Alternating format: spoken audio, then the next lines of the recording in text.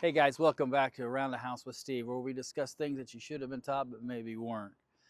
Well, I recently had an issue with my boat and I couldn't figure out what was going on. I had it to a mechanic. Nobody could figure it out. And I've been dealing with some personal issues, dealing with elderly parents and things like that. So I haven't had the boat out very often. And so it sat for a year or two. And then it dawned on me one day. And what we're going to discuss today is why it's very important, right, to do stable and your fuel. That, my friend, is bad gas. This is what I had in my boat. I'm going to put a picture here, right? And you'll see this container, but I have a picture of what normal gas would look like. It's got a greenish, light greenish hue to it. It's almost clear. And that's what fresh gas should look like. It should not look like this. This has got a varnish smell to it. It's breaking down. It actually loses octane. When I did some checking around and I was able to finally drain my fuel tank, what I have found is, in talking with experts, is that my car will burn this all day long, especially if I dilute it with fresh gas. My lawnmower will burn this all day long, right? Now it may do a little bit extra carbon, but my boat will not. My boat literally is not smart enough, computer-wise, to deal with that type of gas. Your car is. That's why, and they do that for a reason, because you can get bad gas and gas can differ from station to station, and that's why you rarely ever have an issue with your car. Is the computer will compensate. The fuel mixture air mixture ratio is what the experts are telling me. Because I was dealing with an issue, how do I get rid of this gas? I can't pour it down the drain, obviously. That's number one, illegal.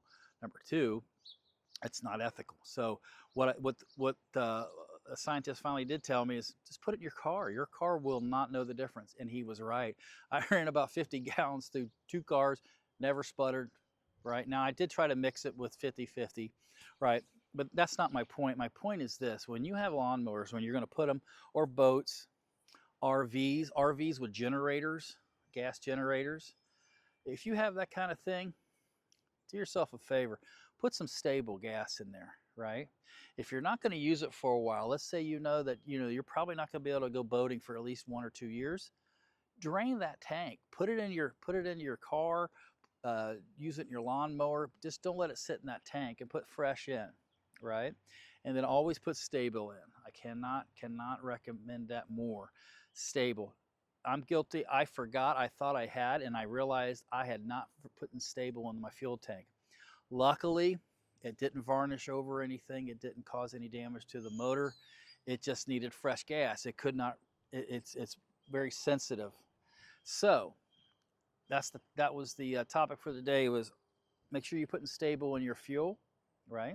Lawnmowers and stuff like that. If you're not going to use things for a long time, make sure you pull that gas out of there if you can. You can buy little pumps that'll pump them out.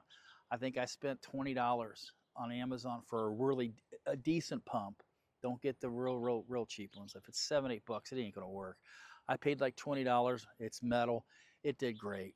It took about 2 hours to drain a 75-gallon tank, and I was doing 5-gallon gas cans and glass jugs. There's a reason why I wanted to make sure. I bought these on Amazon and got the glass jugs. Water will sit, right? It will separate from fuel. So I wanted to make sure there was no water in my boat tank. So this is how I realized I didn't have a water issue. I had a bad gas issue. You would see that separation in the gas and the water if there was water in this. They don't mix very well. So that's, if you're curious of why I did the glass jugs, that's why. I wanted to inspect the gas. And that's all. I will eventually mark these with labels, and that's all I'll use these for, is stuff like that. But that's the reason I did that.